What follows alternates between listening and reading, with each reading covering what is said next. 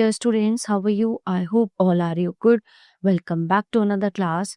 So dear students, today let we start SST chapter number 7, the national movement 1870 to 1947.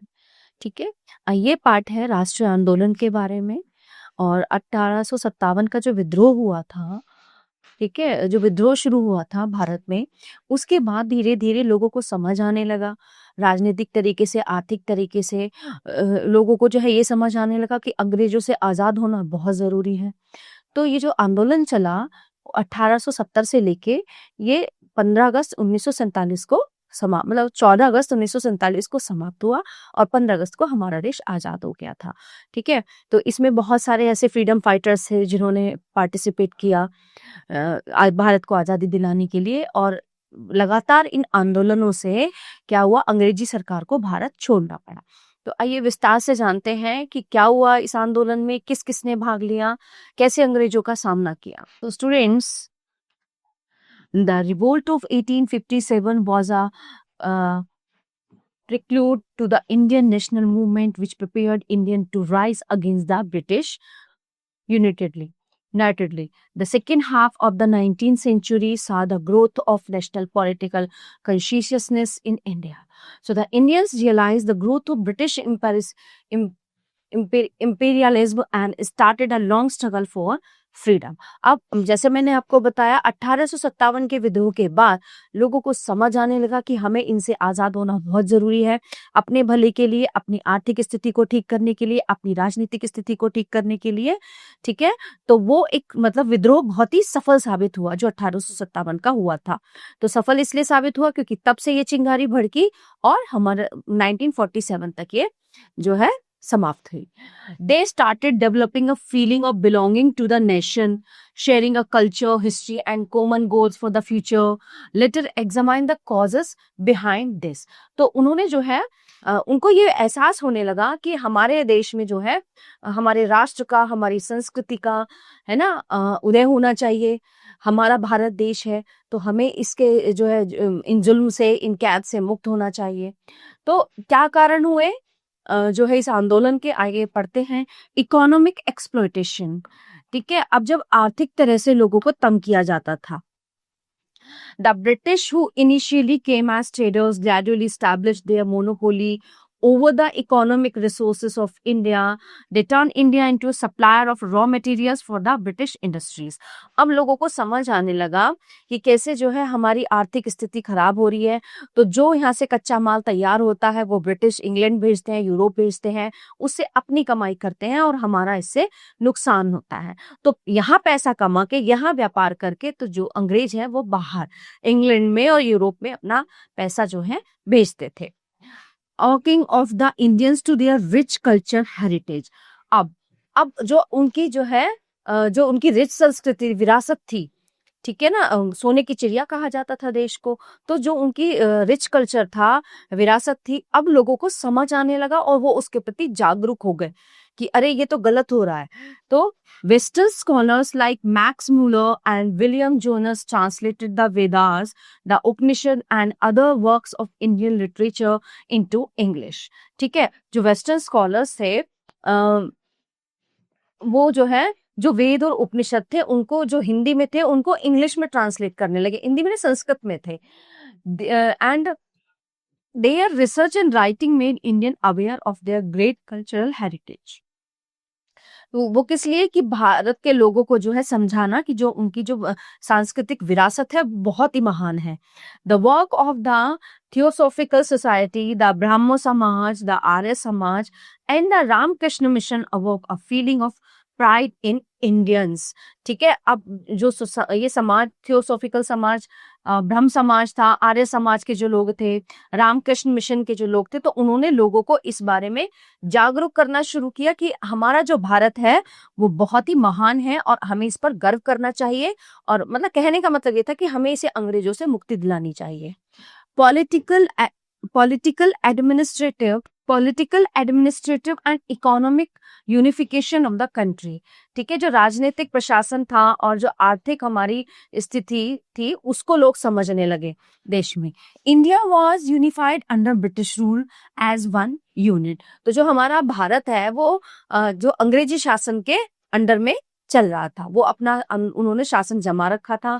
The British introduced a uniform system of governance throughout the country. Laws at least in theory were uniformly applied to all.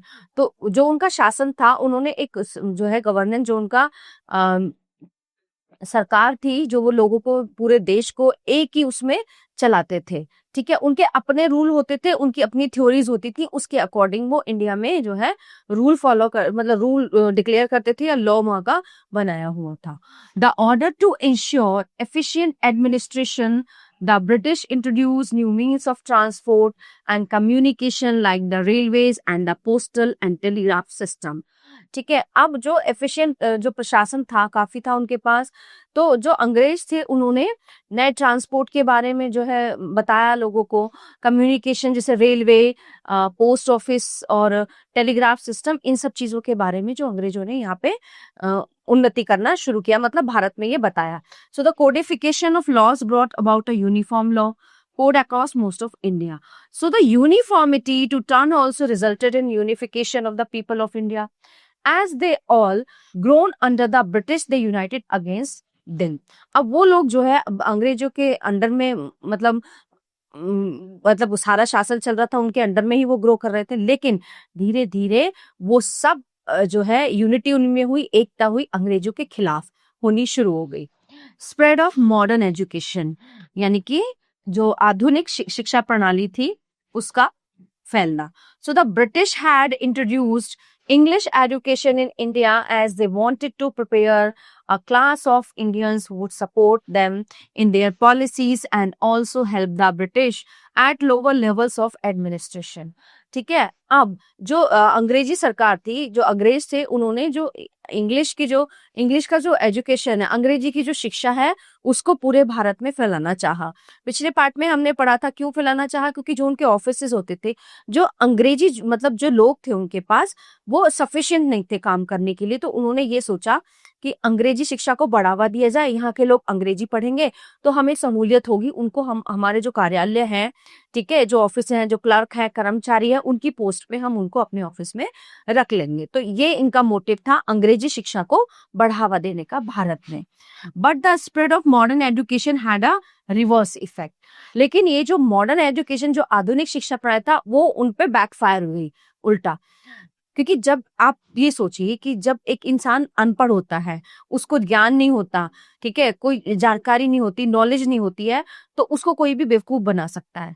अब जो पढ़ा लिखा है, जो सारे law, order, constitution, ठीक है, अपने अधिकार और अपना काम, वो सब चीजें जानता है, तो कोई भी उसको बेवकूफ नहीं बना सकता। अब जब लोग भारत के जो है आधुनिक शिक्षा प्रणाली के तहत पढ़ने लगे, जाने लगे, तो उन्हें समझ आने लगा कि हमारे साथ क्या गलत हो रहा है।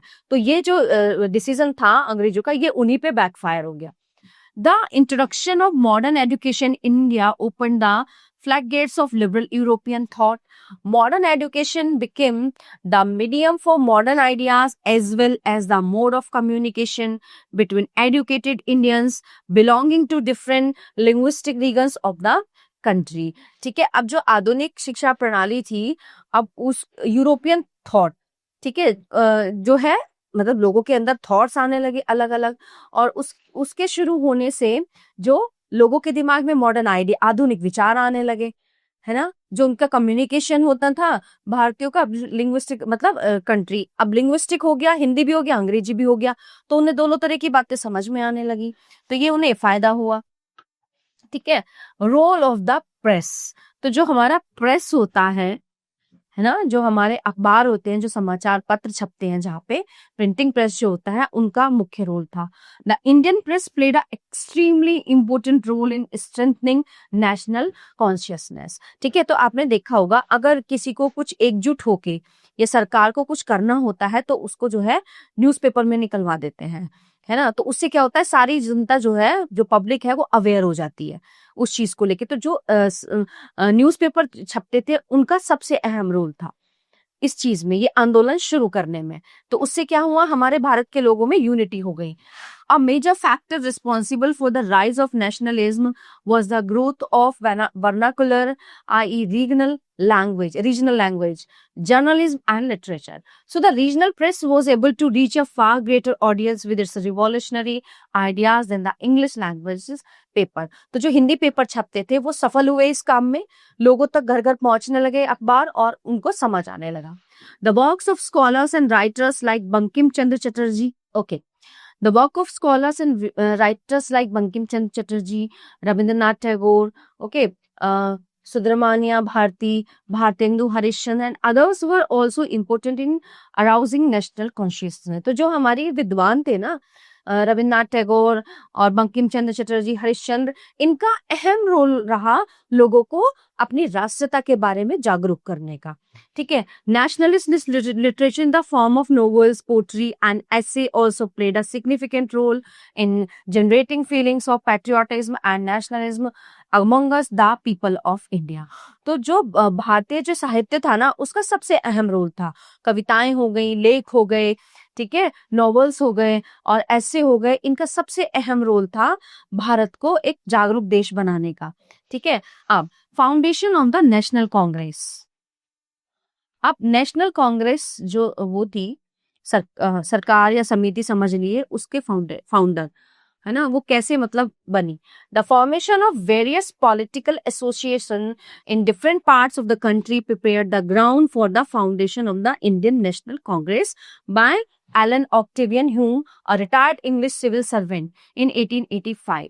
तो ये जो ये सरकार मतलब राष्ट्रीय जो कांग्रेस का उदय हुआ, मतलब एक तरह से सरकार समझ लीजिए इसको, या एक पार्टी समझ लीजिए, जो पार्टी थी, इसको जो है अंग्रेजों के जो एलन ऑक्टेवियन ह्यूम थे, जो रिटायर्ड इंग्लिश सिविल सर्वेंट थे, जो है सरकारी अधिकारी थे, ये इनके द्वारा ये सन 1885 में बनाई गई थी। In first session was held on December 28, 1885। Womesh Chandra Banerjee was elected as its president. तो इसका जो फर्स्ट सेशन शुरू हुआ वो 28 दिसंबर 1885 में शुरू हुआ, और इसके जो राष्ट्रपति बने पहले, वो थे वोमेश चंद्र बनर्जी।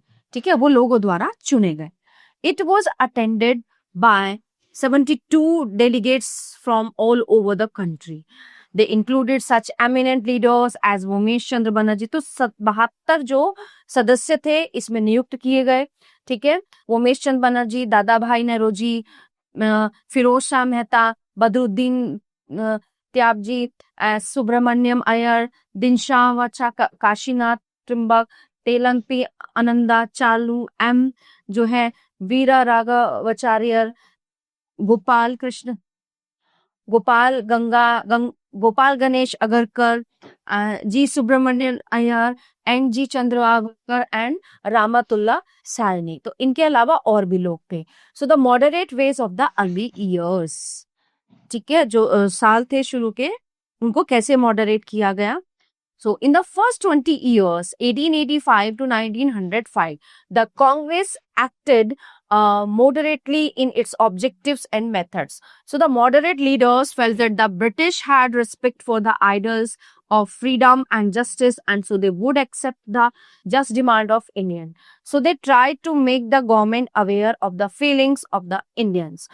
ठीक है, अब हुआ क्या कि ये जो पार्टी बनी, इसने अपना काम करना शुरू किया, लोगों को जागरूक करना शुरू किया अपने तरीके से। ठीक है, ब्रिटिश है for the ideals of freedom and justice and so they would accept the just demands of Indian. तो जो अंग्रेज थे वो इन जो हमारे विद्वान थे, इनकी जो है रिस्पेक्ट करते थे, तो इन्होंने इनके आइडियाज जो है एक्सेप्ट किए भारतीय के। So they try to make the government aware of the feeling of the Indians. तो वो कोशिश करते, मतलब जो अंग्रेजी शासन था उसमें कुछ लोग ऐसे थे तो जो मतलब हमारे भारतीयों को सपोर्ट करते थे। ठीक है, तो उन्होंने ये अपना बात रखी अंग्रेजी शासन में, सरकार में जो है, उनके अधिकारियों के सामने कि हाँ ये बात तो सही है। सो उनकी फीलिंग, भारतीयों की जो फीलिंग्स थी उनको समझ आ रही थी। प्रोफेशनल ग्रुप्स, जमींदार, industrialist, as well as the peasants, laborers and forest dwellers. So the moderate ways used in the early years were: number one, promoting the spread of education. तो ये मॉडरेट मतलब कैसे किया, कैसे बदलाव लाने शुरू किए, सबसे पहले जो है शिक्षा को बढ़ावा देना शुरू किया। Elected representative in the provincial and central legislative councils be made more representative, give more power. ठीक है, एक प्रतिनिधि चुना जाने लगा और उसको मतलब काउंसिल करने के लिए उसको पावर्स दी गई। ठीक है, लेजिस्लेटिव जो असेंबली होती है। Recruit Indians for high government post and holding the Indian Civil Service examination in India. जो ऊंची जो सरकारी पद होते थे उनके लिए भारतीयों को जो है चुना जाने लगा, है ना, सिविल जो परीक्षा होती है उनके द्वारा। तो जो हाई पोस्ट के अधिकारी होते थे उन पे भारतीयों को चुना जाने लगा।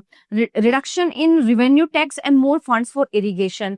अब जो टैक्स जो कर वो लेते थे किसानों से अंग्रेज, उसमें जो है उसको कम कराया गया।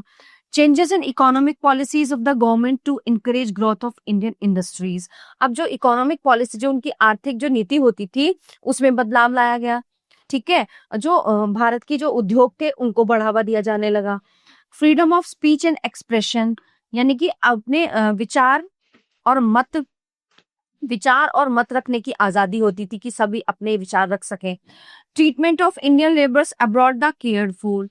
ठीक है, जो इंडियन लेबर होती थी उनका ध्यान रखा गया। That in military expenditure the repeal of the Arms act. ठीक है, जो मिलिट्री एक्सपेंडिचर होता था उसको कट किया गया क्योंकि वो मिलिट्री भी अंग्रेजों की थी। The repeal of the Arms Act, और आर्म एक्ट को जो है लागू किया गया। No prayers no petitions. The leaders such as Lala Lajpat Rai, Bipin Chandra Pal, Bal Gangadhar Tilak discarded the policy of prayers and petitions. तो ये है, इनको कहा जाता है बाल, लाल और पाल। ठीक है, तो इन्होंने क्या किया, they strongly promoted radical ways to express their opinions and demands। अब प्रेयर्स नो पिटिशंस यानी कि अंग्रेजों के सामने प्रार्थना करना किसी चीज के लिए, अपनी प्रॉब्लम बताना, है ना, तो उनके सामने हाथ जोड़ के खड़ा होना। तो इन लोगों को ये चीज गवारा नहीं, उन्हें लगा कि कोई भी इस तरह से मतलब भिखारियों की तरह नहीं प्रार्थना करेगा कोई बात मनवाने के लिए। उसको अपने विचार और मत रखने की पूरी आजादी है, वो अपनी बात ढंग से कह सकता है। तो ये चीज इन्होंने हटवाई, उनके ओपिनियंस सामने। They begin to explore more radical objectives and methods. They emphasized the importance of self reliance and constructive work. So the unsympathetic attitude, ठीक है, अब of the British and the failure of the moderates to achieve anything. ठीक है, कि कोई भी जो है सहानुभूति नहीं दिखाएगा अंग्रेजों के खिलाफ, मतलब ऐसा नहीं करेगा दया भावना से कि वो सहानुभूति से हमारी कुछ मदद करें। तो उस चीज पे इन्होंने रोक लगाई। Okay, achieve anything concrete led to the belief that their methods would not bear fruit, as Lala Lajpat Rai said। उन्होंने कहा, लाला लाजपत राय ने, the main objective founding of Congress was to save the British Empire from danger and not to aspire for political freedom of India. तो उन्होंने ये कहा कि जो ये ऑब्जेक्टिव है कांग्रेस के, ये जो अंग्रेजी साम्राज्य है उसको बचाना चाहते हैं, उससे जो है ब्रिटिश एम्पायर फ्रॉम डेंजर, उसको खतरे से, और know to aspire to political freedom of India. तो इससे क्या होगा, हमारे जो भारत है उसमें जो है राजनीतिक वो स्वतंत्रता नहीं आएगी।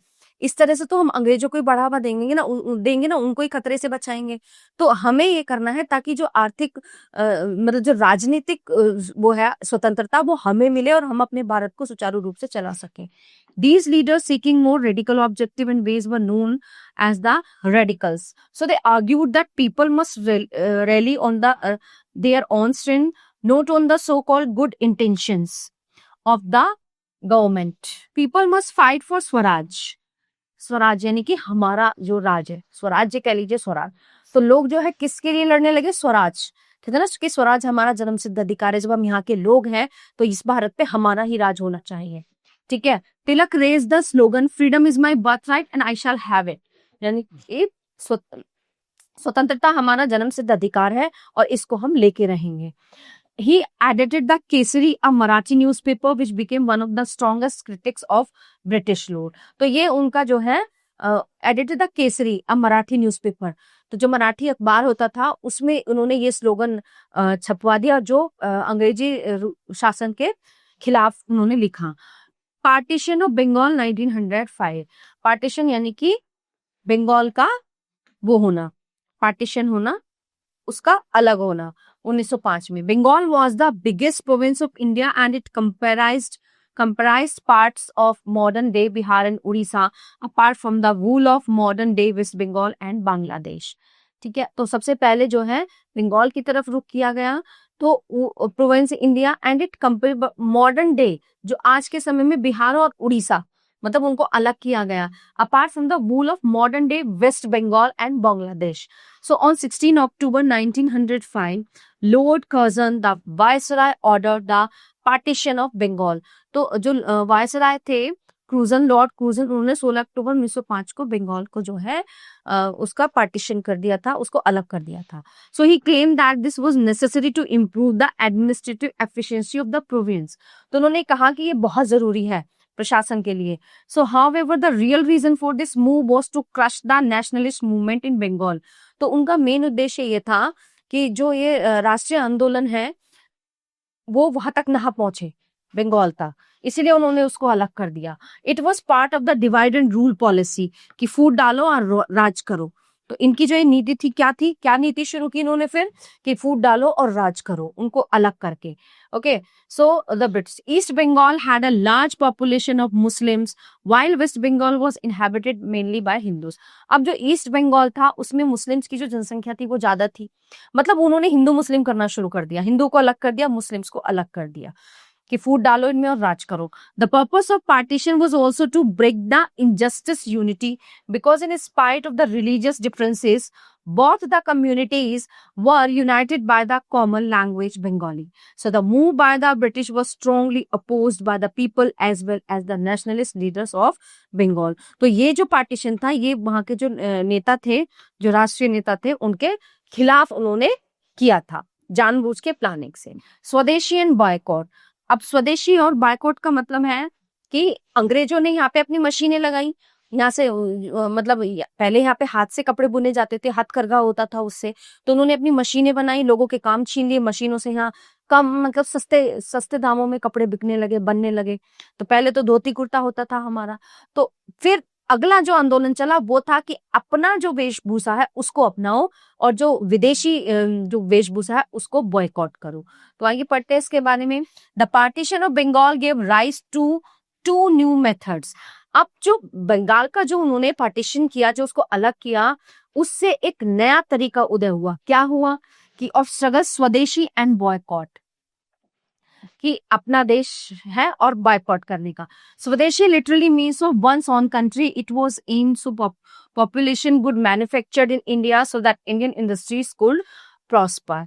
ठीक है, सो bonfires of foreign goods were organized in many places all over India, all over the country. Thousands of people marched on the streets. तो जो विदेशी चीजें थी उनका बहिष्कार होने लगा, उनको जो है सड़कों पर जलाया जाने लगा, जगह जगह पे मतलब हजारों की संख्या में लोग आके जो विदेशी सामान होता था उसका बहिष्कार करके उसको सड़कों पर जलाने लगे। तो ये एक तरीका ये था। The boycott movement affected British trade and industry. तो ये जो बॉयकॉट मूवमेंट आंदोलन शुरू हुआ, ठीक है, इससे जो क्या हुआ, अंग्रेजों का जो व्यापार था और जो उनके उद्योग थे उस पे इसका इफेक्ट पड़ा, प्रभाव इसका पड़ा, उन्हें नुकसान हुआ। सो व्हाइल द स्वदेशी movement help local Indian industries prosper. तो इस मेन उद्देश्य इसका क्या था कि जो हमारे भारत के जो उद्योग है उनको बढ़ावा देना। The Congress leaders supported the Swadeshi and boycott movements and hoped that this would bring the British to their knees. तो ये सबसे अच्छा तरीका था अंग्रेजों को उनके घुटनों पर लाने का, कि सबसे पहले उनका जो व्यापार है, जो बिजनेस है, उस पर चोट की जाए.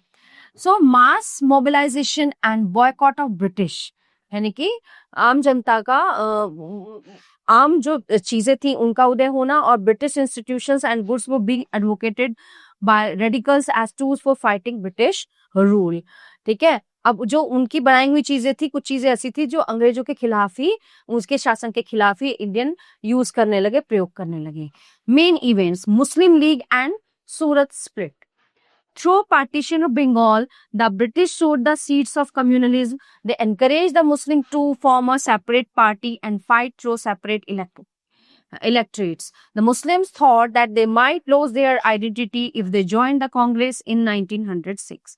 अब मेन इवेंट क्या हुए? मुस्लिम लीग एंड सूरत स्प्लिट. अब मुस्लिम लोगों को जो है उनको जागरूक किया जाने लगा. मतलब उन्हें ये लगता था कि अगर हम कांग्रेस पार्टी में ऐड हो जाएंगे तो हमारी जो खुद की आइडेंटिटी है, खुद की पहचान है, वो नहीं रहेगी। तो उनका मत ये था कि हम अपनी एक अलग पार्टी बनाएंगे अंग्रेजों के खिलाफ। Nawab Salimullah Khan of Dhaka and prince Aga Khan founded the Muslim League. तो इन दोनों ने मुस्लिम लीग की स्थापना की, ठीक है, अपनी अलग पार्टी बनाई to protect the interest of the Muslim. So the conflict between moderates and extremists increased during the Surat session of the Indian National Congress of 1907. So the extremists left the Congress in the session. This came to be known as the Surat split. ठीक है, तो इसका प्रभाव पड़ा सबसे ज्यादा सूरत पे। The Morley Minto reforms. The whole country was restless. The British responded by recalling Lord Curzon to England. Minto succeeded him as Viceroy of India. Along with John Morley, the Secretary of State in England, Minto drew up a plan to win back the goodwill of the Indians. This was called the Indian Council Acts of 1909 और the Morley-Minto Reforms. ठीक है, तो ये नया जो है इसको बनाया गया अंग्रेजी सरकार का लॉर्ड क्रूजन को to England, him is viceroy of India, उसको भारत का वायसराय बनाया गया। तो उसने अपना एक एक्ट बनाया अलग ही, Morley Minto reforms. So its main features बना इस फॉलो। तो इसके जो फीचर्स थे मेन क्या क्या थे इसके भाग, मोर members were to inducted into the central legislative council and the provincial legislative councils. Separate electorates were introduced for the Muslims, i.e. some seats were reserved for Muslims and only they could stand for election or vote from there. अब इन्होंने क्या किया, फूट डालना शुरू कर दिया। इन्होंने कुछ सीटें थी जो मुस्लिमों के लिए ही आरक्षित रखी कि केवल वो ही यहाँ पे किसी पोस्ट पे आ सकते हैं या शामिल हो सकते हैं। Revolutionary movement the first phase, ठीक है। अब रिवोल्यूशनरी मूवमेंट पहला जो वो शुरू हुआ, क्रांतिकारी जो आंदोलन था उसका पहला फेज शुरू हुआ। The early years of the 20th century saw the growth of a revolutionary movement in Bengal, Punjab and Maharashtra. तो जो क्रांतिकारी आंदोलन है वो कहाँ से शुरू हुआ, सबसे पहले बंगाल, पंजाब और महाराष्ट्र से। Thousands of स्वदेशी workers, students and ordinary people were prosecuted and imprisoned. अब जब ये आंदोलन शुरू हुआ तो इसमें हजारों की संख्या में जो स्वदेशी वर्कर थे, जो स्टूडेंट्स थे, जो विद्यार्थी थे, उनको पकड़ के जेल में डाल दिया गया जो ये आंदोलन शुरू कर रहे थे। The revolutionary behave in using force to achieve their objective of independence from foreign rule. So in this process they killed many British people. अब ये जो आंदोलन हुआ इसमें बहुत से जो है ब्रिटिश लोगों को, अंग्रेजी लोगों को मारा गया, ठीक है। Some revolutionaries were also active abroad, especially in Europe and America. The Ghadar Party was a revolutionary association. It published journals. One of them was Ghadar. To spread revolutionary ideas, it also sent revolutionaries to organize uprising in India. ठीक है, तो इसकी जो चिंगारी थी कहाँ तक भड़की, अब्रॉड, यूरोप और अमेरिका तक पहुंची। तो गदर पार्टी जो है एक जो क्रांतिकारी एसोसिएशन था, उसने अब इस चीज को जो है बढ़ावा देना शुरू किया। Khudiram Bose, Prafulla Chaki, V D. Savarkar and madam Bhikaji Cama were among the prominent revolutionary leaders. तो ये क्रांतिकारी जो है नेता थे जो मैंने नाम यहाँ पे बोले हैं। The revolutionary activities of the Indians continue till about the end of the world war 1। तो ये जो आंदोलन था ये कब तक चला, पहले विश्व युद्ध के समाप्त होने तक। So the revolutionary however failed to achieve their objective of independence. Okay, so the government resorted to repression and passed several laws to crush the terrorist movement. So government restored the repression and passed, उसने जो है फिर क्या किया, सरकार ने बहुत सारे ऐसे कानून पास किए जो टेररिस्ट यानी कि आतंकवादी आंदोलन को खत्म किया जा सके। The impact of first world war, अब पहला जो विश्व युद्ध हुआ था उसका क्या इम्पैक्ट पड़ा, क्या उसका असर हुआ। The British used Indian resources and soldiers to fight the war. तो जो अंग्रेज थे उन्होंने भारतीयों के जो रिसोर्सेज थे, जो उनके स्रोत थे, जो उनके सैनिक थे, वो इस युद्ध में यूज किए जो अंग्रेज थे। The government increase taxes on individual incomes and business profits. तो सरकार ने क्या किया, अंग्रेजी सरकार ने जो उनके अपने पर्सनल बिजनेस होते थे, जो जॉब होती थी उनकी, उनमें से भी टैक्स लेना शुरू कर दिया था। जब हम जॉब करते हैं, कोई हमें सैलरी मिलती है, तो एक लिमिटेशन होती है कि इतनी सैलरी पे आपको टैक्स देना है या इतनी इनकम पे, बट इतनी इनकम भी नहीं थी। तो उन्होंने क्या किया, उनके बिजनेस पे भी और उनकी जॉब पे भी टैक्स लगाना शुरू कर दिया क्योंकि पैसों की जरूरत पड़ी थी वर्ल्ड वॉर में। Okay, increased military expenditure and the demands for war supplies led to a sharp rise in prices, which created great difficulties for the common people. So, but the business groups reaped high profits from the war. Okay. However, the war created a demand for industrial goods, jute bags, clothes, rails, and caused a decline of imports from other countries into India. तो जो भारत में वो आती थी, import होती थी चीजें, वो भी यहाँ पे जो है उस पे इफेक्ट पड़ने लगा इन चीजों का. So Indian industries expanded during the war. On the other hand, the villages were pressurized to supply soldiers for this war. A large number of soldiers were recruited and sent to fight abroad. So the Indian leaders hoped that if they extended support to the British during the war, their demands would be granted after the war was over. अब भारतीयों को ये लगने लगा कि अगर हम अब इस वॉर में इनकी जरूरतें पूरी करते रहेंगे, पैसे देते रहेंगे और इनको जो है अपने सैनिक भेजते रहेंगे, तो इनके डिमांड जो है वो जब युद्ध खत्म हो जाएगा तो इनकी जो डिमांड है बढ़ती जाएंगी, तो इससे हमें नुकसान होगा. So many Indian soldiers were killed in the war. ठीक है, बहुत सारे भारतीय सैनिक ऐसे थे जो इस युद्ध में मारे गए.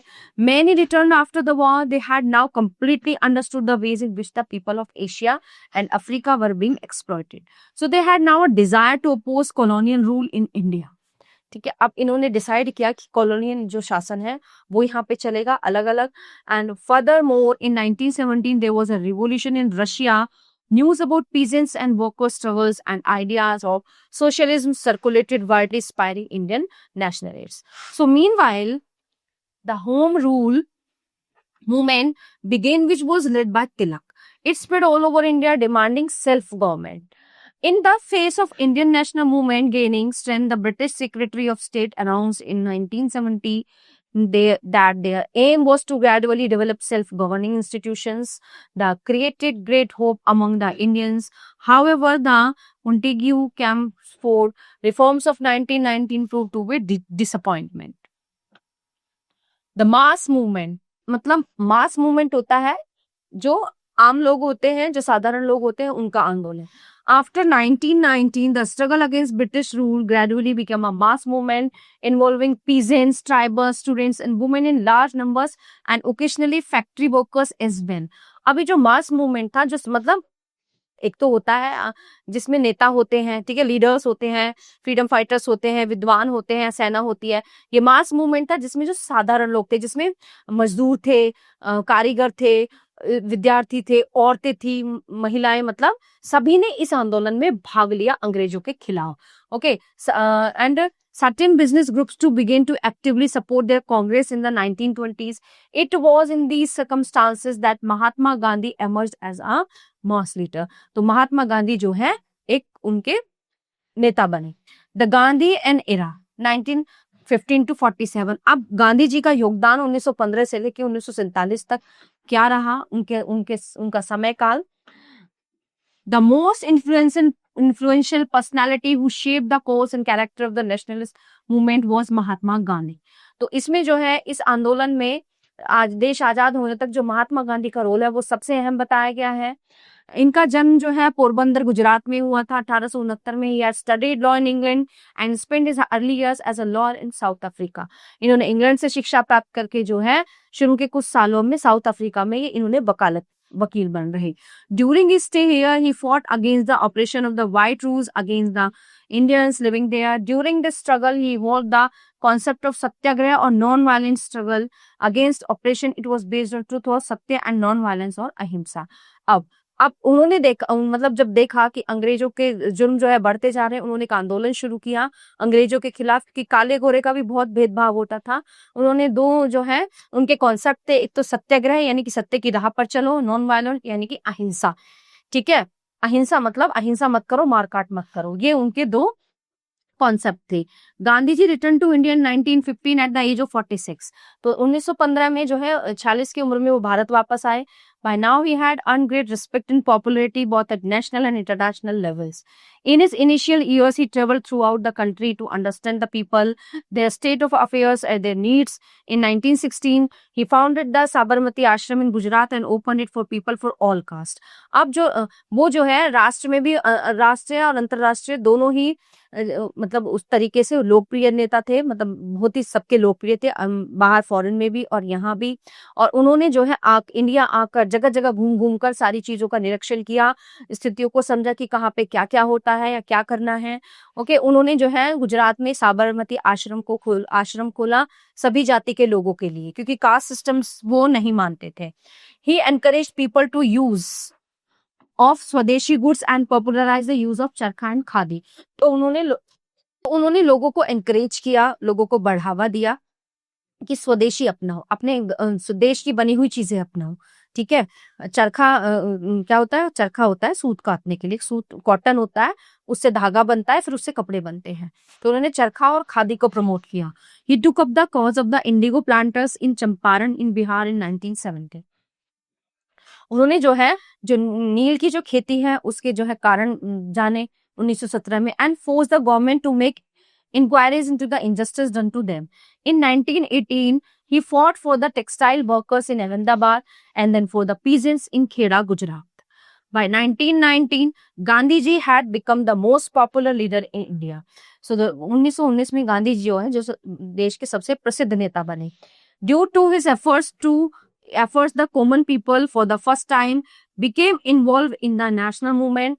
Numerous mass movements were started under his leadership.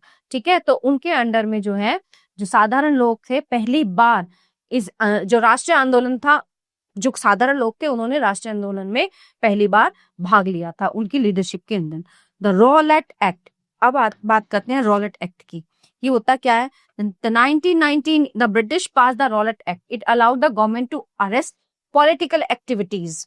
ठीक है, इसमें क्या था? जो राजनीतिक नेता थे उनको अरेस्ट किया जाता था without trial, curb the press and arrest any person without a warrant.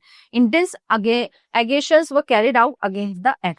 अब ये जो रॉलेट एक्ट था ये था कि बिना किसी वारंट के जहां भी तुम्हें कोई व्यक्ति दिखाई दे वो उसको अरेस्ट कर लो, मतलब उसको गिरफ्तार कर लो, ये एक्ट उन्होंने लगा दिया था अननेसेसरी का। Gandhi called for nationwide protest against the Rowlatt Act. Gandhi ji used non-violent and innovative means of mass protest. Okay, प्रार्थना sabhas were organized and peaceful demonstrations were carried out.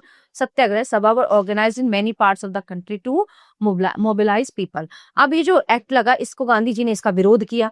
ठीक है, शांति से लोगों को समझा के प्रार्थना सभाएं उन्होंने करी, सत्याग्रह सभा उन्होंने की। तो बिना लड़े झगड़े उन्होंने इस एक्ट का जो है विरोध किया और इसमें लोगों ने जो है उनका साथ दिया। Satyagraha, Gandhi ji policies of non violent resistance known as satyagraha. ठीक है, तो जो उन्हें अहिंसा का संदेश था उसको सत्याग्रह के नाम से जाना जाता है। It drew influence from several sources such as the Upanishad, Jainism, Leo Tolstoy and John Ruskin. So the essence of Satyagraha was to oppose the wrong without hunting the oppressor. So even while resisting evil, a true Satyagraha would love the eviler and not show any signs of hatred. तो उनका मानना ये था कि बिना लड़ाई झगड़े के, बिना खून खराबा किए, शांति से और सत्य की राह पर चलकर जो है हमें इनका सामना करना पड़ेगा। लेकिन कहते हैं ना, जहाँ पे हथियार की जरूरत पड़े वहां पे ये चीजें काम नहीं करती। So Gandhi ji arrived in India in 1915 from South Africa at the age of 46. He spent his first year in India traveling throughout the country. तो उन्होंने जो पहले एक साल जो है उन्होंने पूरे भारत में यात्राएं की, पूरे भारत को जाना। So understanding the people, their needs and the overall situation, one of the first struggle was to fight for the cause of indigo peasants in Champaran in Bihar in 1917. तो सबसे पहले जो उनकी लड़ाई थी किस लिए थी? जो नील की खेती यहाँ पे होती थी चंपारण में, उसके खिलाफ इन्होंने जो है आंदोलन शुरू किया। He succeeded in removing some of the grievances of the indigo peasants. So there the came in contact with Rajendra Prasad. अच्छा, ये इसको जो है नील की जो खेती है इसको खत्म करने में सफल रहे। तो उसी दौरान इनकी जो है मुलाकात हुई डॉक्टर राजेंद्र प्रसाद से। Next he took the cause of textile workers in Ahmedabad in 1918 and succeeded in getting some concessions for the workers from the government. At Kheda in 1918, the satyagraha offered by the peasants to protest against oppressive land revenue was the most successful protest. There, he came in contact with Vallabh भाई पटेल। ठीक है, अब सत्याग्रह को लेकर उनके जो protest, उनके जो धरने थे वो चलते रहे। अब इन धरनों को चलते चलते उनकी फिर मुलाकात होती है वल्लभ भाई पटेल से। सो जलियांवाला बाग मैसेकर, अब यहाँ पे जलियांवाला जो बाग है, जलियांवाला बाग का जो हत्याकांड है, इसके बारे में वर्णन किया गया है, जो अमृतसर में है। ठीक है, on 10 April 1919 two national leaders doctor Saifuddin Kitchlew and doctor Satyapal were arrested in Punjab. तो इन दोनों को अंग्रेजी सरकार द्वारा अरेस्ट कर लिया गया। A public meeting was held at Jallianwala Bagh in Amritsar on 13 April 1919 to protest against these arrest. अब जो है एक जनता की सभा बुलाई गई 13 अप्रैल 1919 को। उन्होंने किस के खिलाफ प्रोटेस्ट किया? इन दोनों नेताओं को अरेस्ट करने के खिलाफ वहां पे धरना दिया। The lieutenant general of Punjab, okay, general रेगिंगनैन Dyer arrived with armed troops at this meeting and orders these soldiers to open fire at the people without any warning। अब जो जनरल डायर था, अब पता चला जो है, मतलब वो विश्वास के साथ बैठे थे वहां पे, धरना दे रहे थे, लेकिन जो अपने ही लोग होते हैं यहाँ पे भारत में, अपने भी कुछ लोग ऐसे थे जो धोखा करते थे भारतीयों के साथ। तो जनरल डायर वहां पे पहुंचे तो उन्होंने कुछ नहीं सोचा, जो है अपनी जो अंग्रेजी सेना थी उसको ऑर्डर दे दिया कि मार दो इन सबको। और आज भी वहां पे जो है गोलियों के निशान वहां पे हैं, और क्या क्या हुआ था वो सारी जो है एक गैलरी वहां पे बनाई हुई है, तो सब उसमें लिखा हुआ है। The firing lasted for nearly 10 minutes till all the ammunition was exhausted, hundreds of people were killed and thousands were critically bounded. ठीक है, वहां पे जो है 10 मिनट तक गोलियां चली और वहां मतलब बहुत ही बुरा माहौल हो गया। 100 लोग मारे गए, 100 से ज्यादा, और कम से कम 1000 से ज्यादा लोग वहां पे घायल हो गए। The massacre shocked the entire country. अब इस जो है मतलब जो ये हुआ था अमृतसर में जलियांवाला बाग में, इससे पूरा देश पर प्रभाव पड़ा, जो लोगों की मौतें हुई थी। These were widespread protests, all national leaders condemned the cowardly act। इसको बोला गया कि कायरता से किया गया कार्य। Rabindranath Tagore surrendered the knighthood, the honorary title which was conferred, returned the Kesari Hind and medal given to him for the services during World War। The खिलाफत and non-cooperation movement, ठीक है, खिलाफत मतलब अंग्रेजों के खिलाफ और उन्हें नॉन कॉपरेशन मूवमेंट। द खिलाफत movement had its origin in the first world war. ठीक है, जब पहला विश्व युद्ध हुआ था उस समय इसका उदय हुआ। Turkey was among the defeated nations after the war. As a result it was partition and the Sultan of Turkey was deprived of most of his power. This agitated the Muslims of India, as the Sultan was regarded as the Khalifa or religious head of the Muslims of the entire world. The Indian Muslims wanted to pressurize the government in Britain to restore to powers to the Khalifa.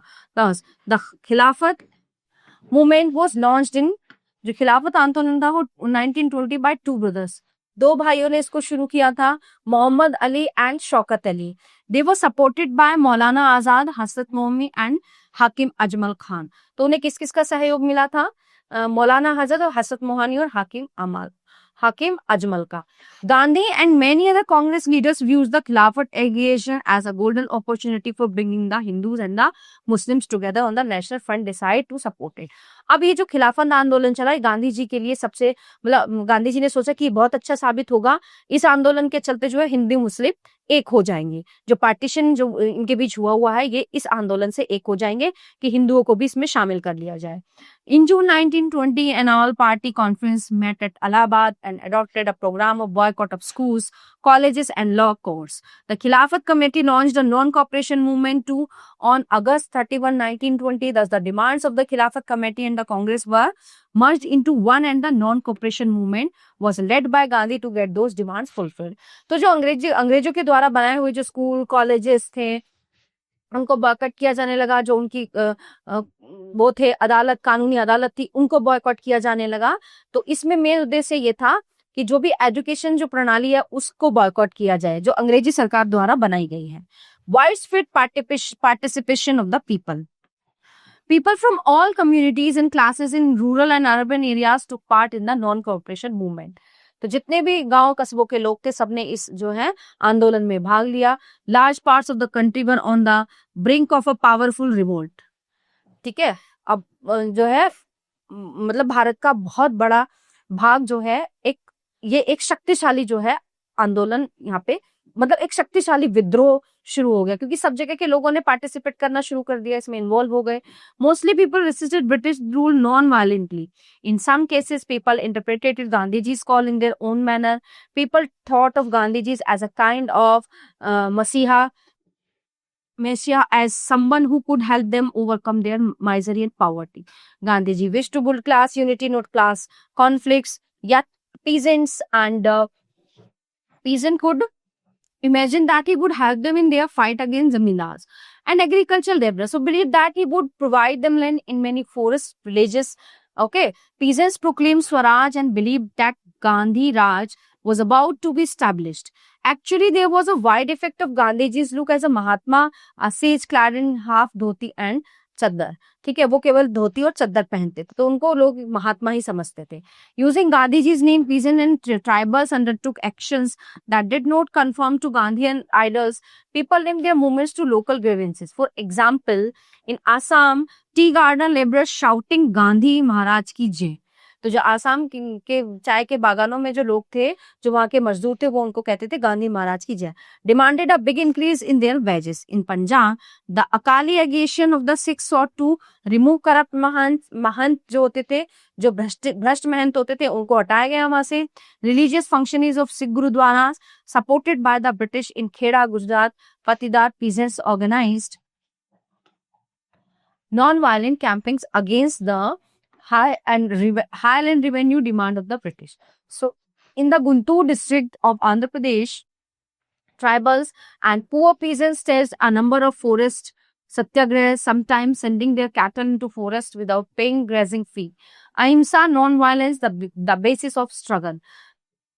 The eternal law of suffering as the only remedy for undoing wrong and injustice. It means positively the law of non-violence. You have to be prepared to suffer cheerfully at the hands of all and sundry, and you will wish ill to no one, not even to those who may have wronged you. Non-violence comes to us through doing good continually without the slightest expectation of return. मतलब कहने का ये था गांधी जी का कि किसी को बिना मारे, बिना खून खराबा किए हुए जो है नॉन वायलेंस यानी कि अहिंसा को हमें बढ़ावा देना चाहिए, और इस अहिंसा और शांति के बेस पे ही हमें आजादी मिलेगी. लेकिन ऐसा भी पॉसिबल नहीं था.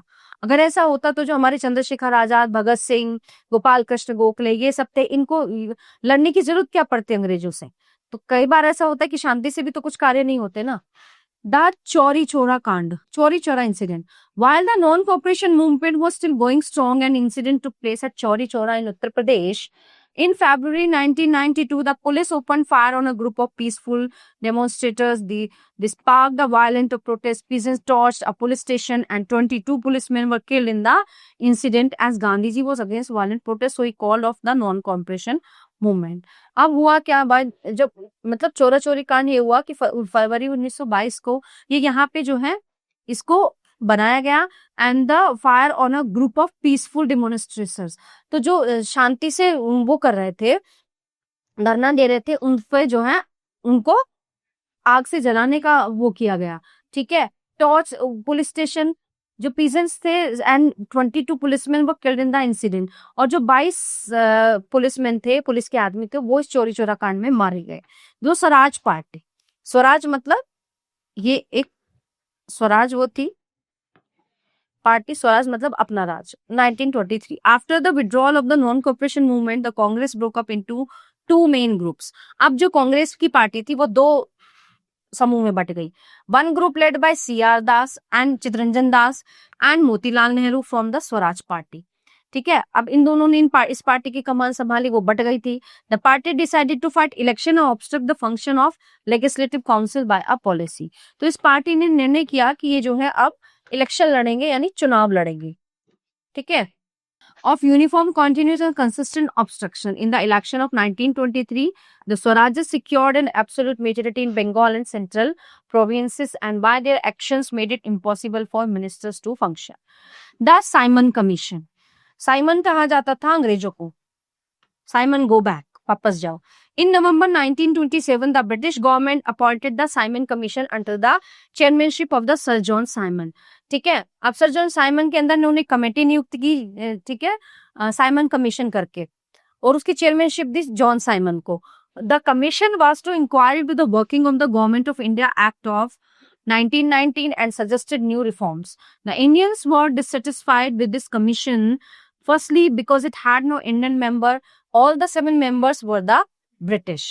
ठीक है, तो जितने भी 7 सदस्य थे वो अंग्रेज थे। Secondly, the commission did not approve to the Indian demand for Swaraj. Consequently, the Indian National Congress decided to boycott the commission. अब वो जो इन्होंने बनाई थी ये कमेटी, इससे भारतीय को कोई फायदा नहीं था बल्कि उनका नुकसान ही था। ठीक है, तो उन्होंने जो है इस कमीशन को बॉयकॉट करना शुरू कर दिया भारतीयों ने।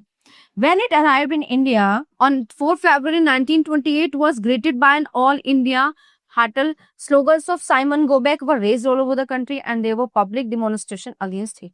तो जब ये भारत में जो है आया 4 फरवरी 1928 को, तो लोगों को नहीं समझ में आया और उन्होंने फिर एक ही नारा दिया कि साइमन गो बैक, यानी कि यहाँ से वापस जाओ। सो पूर्ण Swaraj resolution, demand for complete independence had been growing for some years. At its annual session in 1928, the Congress passed the resolution demanding dominion status, that is government by the Indians. It was a little less than complete independence. So Jawaharlal Nehru was made the president of the Congress at the Lahore session of 1929. मतलब इतने आंदोलन करने के बाद जो है थोड़ी सफलता मिली, लेकिन पूर्ण रूप से सफलता नहीं मिली, तो उन्हें जो है राष्ट्रपति बनाया गया कांग्रेस पार्टी का। ठीक है, जब लाहौर सेशन हुआ था 1929 में। At this session a resolution was passed which declared पूर्ण स्वराज, यानी कि कंप्लीट इंडिपेंडेंस, हमें जो है पूरी स्वतंत्रता चाहिए अंग्रेजों से, आधी अधूरी नहीं चाहिए। As the Congress objective the tricolour flag of freedom, तभी जो है हमारा 3 रंग के झंडे का वो किया गया, was adopted on 31 December 1929। ठीक है, 31 दिसंबर 1929 को हमारा राष्ट्रीय झंडा जो है उसको ऑर्गेनाइज वो किया गया। It is slightly different from our present national flag. तो जो हमारा जो प्रेजेंट नेशनल फ्लैग है वो पहले थोड़ा वो डिफरेंट था। ठीक है, हमारे भारत का झंडा बनाया गया। 26 जनवरी 1930 was fixed as the first Independence Day. It was decided that it would be celebrated so every year. तो कुछ जगहों पे सफलता पाने के बाद जो है 26 जनवरी 1930 जो है उसको स्वतंत्रता दिवस घोषित कर दिया गया। ओके, और कि हर साल इसको मनाया जाएगा, लेकिन अभी भी कुछ जगह बाकी थी। The civil disobedience movement and the Dandi march. During the Lahore session of the Congress in 1929, the resolution for a national-wide civil disobedience, ठीक है, of complete independence, one of the first issue to be protested was the imposition of salt tax by the government. अब नमक तो बहुत सस्ता होता है, सरकार ने क्या किया, नमक पर टैक्स लगाना शुरू कर दिया। ठीक है, तो इसलिए उन्होंने दांडी मार्च निकाला। In those days, salt manufacture was a monopoly of the government which imposed a tax on it. Everyone had to pay this tax when they purchased salt. Gandhiji chose to start the civil disobedience movement by breaking the salt law. Gandhi announced the civil disobedience movement and launched the famous Dandi March of Salt Satyagraha 12 March 1930. Gandhi left Sabarmati Ashram with 79 satyagraha and reach Dandi on Gujarat coast to break the salt law. तो उन्होंने जो है 97 लोगों के साथ जो है साबरमती आश्रम से यात्रा शुरू की थी अपनी, and picking salt from the coast. So the civil disobedience movement became popular all over the country. जो साधारण लोगों का जो मतलब उनकी अपमान के लिए जो ये आंदोलन चला, ये पूरे देश में फैल गया और बहुत प्रसिद्ध हुआ। The government resorted to repressive measures again. About 60,000 people were arrested, but the repressive measures were ineffective. Hence, the British thought of conciliatory measures. They called Gandhi to suspend the civil disobedience movement and signed a pact in 1931 known as Gandhi-Irwin Pact. According to the pact, Gandhiji agreed to suspend the civil disobedience movement and participate in the second round table conference. In turn, the Viceroy agreed to release all the prisoners with the ban of press and return confiscated property. First round table conference. अब ये है Golmage Conference 1930. In November 1930, the government called a conference in London to discuss the reforms proposed by the Simon Commission. ठीक है, तो London में conference होनी थी, वहां पे बुलाया गया नेताओं को। The Congress boycotted it, only the Muslim league, the Hindu Mahasabha and the representative of the Indian princess participated. तो जो कांग्रेस पार्टी थी उसने इसको बॉयकॉट कर दिया, लेकिन जो हिंदू महासभा के लोग थे, है ना, इंडियन प्रिंसेस पार्टी, उन सब ने यहाँ पे भाग लिया, जो भारत के राजा थे। Without the participated of the Congress no decision on constitutional changes could be taken, thus the conference was a failure. अब बिना कांग्रेस पार्टी की मौजूदगी के जो है कोई भी डिसीजन या फैसले नहीं लिए जा सकते थे, इसलिए ये गोलमेज जो कॉन्फ्रेंस थी ये फेल हो गई, मतलब इसका कोई औचित्य नहीं रहा। द सेकेंड राउंड टेबल, अब दूसरा गोल में जो कॉन्फ्रेंस चली। The conference was held from September to December 1931। Gandhi ji was the only representative of the Congress. तो गांधी जी केवल अकेले थे जो अपनी कांग्रेस पार्टी को रिप्रेजेंट कर रहे थे। The British government had also invited representative of Muslim, Sikhs, Christian and the Indian princes. So unending discussion on the communal issue led to the failure of the conference. Mahatma Gandhi return to India. तो इस बार भी जो है इनके आपस में conflict, बहस, मुद्दे ऐसे चले तो ये कॉन्फ्रेंस भी फेल हो गई। ठीक है, ये दोनों गोलमेज सम्मेलन जो है फेल हो गए। The Government of India act 1935, ठीक है, भारतीय सरकार act. The Government of India act 1935 emerged from the discussion of the third round table conference which took place in London in November 1932. The act provided for the establishment of an all Indian federation and a new system of government for the provinces on the basis of provincial autonomy. The federation was to be based on a union of the provinces of British India and the princely states. So although the prince rules their states, they had two real powers and were completely at the mercy of the British. Most of the Indian rulers led lives of luxury and cared little for the welfare of their own subjects, whose conditions was often worse than that of people under British rule. The uplift of these people became one of the important aims of the Congress. तो उनके जो है main उद्देश्य क्या थे? Provincial autonomy. The British passed the Government of India Act in 1935. The act suggested the creation of an all-Indian Federation of British Indian provinces and Indian states prescribed provincial autonomy. But only 14% of the population was to have the right to vote. ठीक है, अब क्या हुआ? मत देने का अधिकार तो केवल 14% लोग थे जिनको किनको, जो रिच थे, जो पैसे वाले थे, जिनकी कुछ प्रतिष्ठा थी। जो गरीब लोग थे उनको वोट देने का भी अधिकार नहीं था। The system of dyarchy was introduced at the centre, reserve subjects such as defence, governor general and defense, external affairs and police were reserved for the governor general alone. The transfer subjects like health, education, etc. were the responsibility of the legislature. So the government announced election to the provincial legislatures in 1937. The Congress formed governments in 7 out of 11 provinces. In September 1939, the Second World War broke out. The British declared war on India's behalf without even consulting Congress. However, Congress leaders were ready to support the British in war, but in return they wanted independence to India. After the war, the British refused and the Congress minister resigned in protest. ठीक है, अब उन्होंने क्या किया? जब world war चला था उसमें अंग्रेज भी शामिल थे, तो पहले उन्होंने प्रॉमिस किया वर्ल्ड वॉर से पहले कि आप अपने भारतीय सेना भेजो और हम प्रॉमिस करते हैं कि भारत को हम आजाद कर देंगे। लेकिन उस वहां से युद्ध के बाद जो है उन्होंने ये ब्रिटिश अंग्रेजों ने मना कर दिया और कांग्रेस मंत्रियों ने जो है प्रोटेस्ट से रिजाइन दे दिया। जो धरना वो दे रहे थे उससे उन्होंने इस्तीफा दे दिया। इन मार्च 1942 Sir Stafford Cripps came to India with some proposals. The Congress felt that the proposals offered too little and too late. So Gandhiji described the Cripps proposals as a post-dated check on a crashing banks. He decided to start another mass movement. Quit India movement. To seek the support of Indian leaders in the Second World War, Cripps' mission came to India in March 1942. It proposed dominant status for India, country under British Empire. After the war was over, the proposal was rejected by both the Congress and the Muslim League. ठीक है, इन दोनों पार्टियों ने जो है ये proposal reject कर दिया।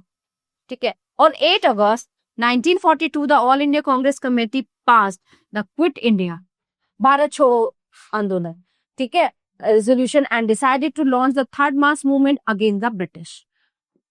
Gandhi ji told the British to quit India immediately. उन्होंने कहा अंग्रेजों से कि तुरंत भारत छोड़ दो, वरना to the people he said, do or die in your effort to light the British, but you must fight, करो या मरो, but you must fight non-violently. उन्होंने कहा करो या मरो, लेकिन non-violently मतलब अहिंसा के साथ लड़ना, तो ऐसा भी पॉसिबल नहीं है ना। Gandhi ji and other leaders were arrested the next day, but the movement spread throughout the country. अब जो गांधी जी थे और अलग नेता थे उनको गिरफ्तार कर लिया गया, लेकिन जो ये आंदोलन था ये पूरे भारत में फैल गया। The police fired at the demonstrators, communications and symbols of state authority were attacked all over the country. At many places, the demonstrators clashed with the police. Many thousands were killed, wounded and arrested, but the revolt ultimately brought the British Raj to its knees. ठीक है, अब बहुत से लोग मारे गए, जख्मी भी हुए, मतलब बहुत हाहाकार मचा, लेकिन इसके अंत में क्या हुआ? अंत ये हुआ कि अंग्रेजी सरकार को घुटनों पर आना पड़ा। In all corners of the country, the people had expressed an intense desire for complete freedom from British rule. Indian National Army, भारतीय राष्ट्रीय सेना। Subhash Chandra Bose the founder of Indian national army, ठीक है, आजाद हिंद फौज। इन्होंने एक आर्मी बनाई जिसका नाम आजाद हिंद फौज रखा गया। Believed in revolutionary method to attain freedom. In March 1941, Bose escaped from Calcutta prison and reached Berlin and organized the famous Azad Hind Fauj, or INA, consisting of Indian soldiers who had been made prisoners of war in Singapore by the Japanese army. During the Second World War, when the Japanese army started advancing towards India, the INA soldiers joined the Japanese and entered India. He gave the slogan, Delhi Chalo, march to Delhi, but the Indian National Army had to surrender to the British after the defeat of Japan in the Second World War. But the Indian had to surrender to the British after the defeat of Japan in the Second World War. ठीक है, अब उन्होंने इस army का गठन किया। जो world war 2 हुआ था वहां पे इन्होंने जो है कूच किया और उनसे वर्ल्ड वार 2 में पार्टिसिपेट किया। Even though the INA failed to liberate India. अब हुआ क्या कि but the Indian national army, अब उन्होंने क्या हुआ, अंग्रेजी सरकार के आगे झुकना पड़ा। ठीक है, और किससे? जापान से हार गए थे वो सेकेंड वर्ल्ड वॉर में। तो even though the INA failed liberate India, it boosted the morale of the freedom fighters in India. Also, the British government now realized that it could no longer depend on the loyalty of the Indian army. ठीक है, अब यहाँ पे उनको मजबूरी में झुकना पड़ा क्योंकि सेना भी कम थी हमारे पास। Towards independence and partition, Bharat का आजाद होना और विभाजन होना। इन 1940 the Muslim league had moved a resolution demanding independent states. अब जो है मुस्लिम जो लीग के लोग थे उन्हें अपना अलग स्वतंत्र राज्य चाहिए था। So for Muslims in the north western and eastern areas of the country from the late 1930s the league began viewing the Muslims as a separate nation from the Hindus. At the end of the war in 1945, the British opened talks of negotiations between the Congress. So the League and themselves for the independence of India. The talks failed because the League saw itself as the sole spokesperson of India's Muslim. The Congress could not accept this claim since a large number of Muslims still supported it. British Prime Minister Attlee sent out a mission of three of his cabinet ministers to India on 24 March 1946. So known as the cabinet mission to examine the demand of the Muslim League for a separate state. तो ये बात बढ़ती गई और उनकी बातों को भी रखा जाने का मुस्लिम लीग का जो ये डिसीजन था इसको बहुत जोर दिया गया। And this mission suggested that India should remain united and constitute itself as a loose confederation with some autonomy of Muslim majority provinces. Based on the recommendations of the cabinet mission plan, the elections to provincial assemblies were held in July 1946. So the Indian National Congress formed the interim government at the center headed by Pandit Jawaharlal Nehru. So the Muslim League was greatly disturbed and it declared the 16 August 1946 as the direct action day. It led to Hindu-Muslim riots killing more than 5 lakh people, especially in Noakhali in East Bengal. The Muslim League, in spite of its earlier hostile stand, finally joined the interim government, but it continued with its demand for a separate state. लेकिन उनकी ये जो है मांग बढ़ती गई कि नहीं हमें तो अपना अलग राज्य चाहिए. On 20 February 1947, Clement Attlee, the British nationally declared PM in the British Parliament. The Britain would leave India and transfer power to responsible Indian hands. The announcement was immediately followed by appointment of Admiral Lord Mountbatten as new Viceroy of India. तो उस समय पे Mountbatten को नया viceroy घोषित कर दिया गया 3 जून 1947. Mountbatten announced the plan for transfer of power and partition of India. Princely states were free to join India or Pakistan or remain independent. So the India Independent Act 1947 was introduced in British Parliament on 4 July 1947. At the stroke of midnight hour on 15 August 1947, Indian became independent. मतलब 14 अगस्त को तो पाकिस्तान अलग हो गया, तो वो उनका आज़ादी दिवस है, और हमारा 15 अगस्त 1947 को भारत आज़ाद हो गया. Jawaharlal Nehru became the first Prime Minister of independent India. Lord Mountbatten was sworn in as the first Governor General of independent India, a separate state of Pakistan comprising West Punjab, Sindh, North West provinces, and East Bengal also came into being. After Lord Mountbatten, Chakravarti Rajagopalachari became the first and the last Indian Governor General of India. Okay. Now, in other parts of the world, in the 1935, thousands of communities under Mao Zedong marched to third base Shaanxi from the Jiangxi provinces, which had been encircled by opposing troops. The march was 6,000 miles long. The ancient incident is known as the Long March in the history of China. After his, Mao emerged as the undisputable leader of China. So, communists are those who believed in communism, i.e. political system in which the government controls of the production of all food and goods and there is no privately owned property. तो 15 अगस्त 1947 को हमारा देश आजाद हुआ, इतने सारे आंदोलन, इतने सारे कॉन्फ्लिक्ट के बाद. So dear students, this chapter is in here. I hope you all are very well understand full chapter. So we will meet you in the next class. Thank you everyone.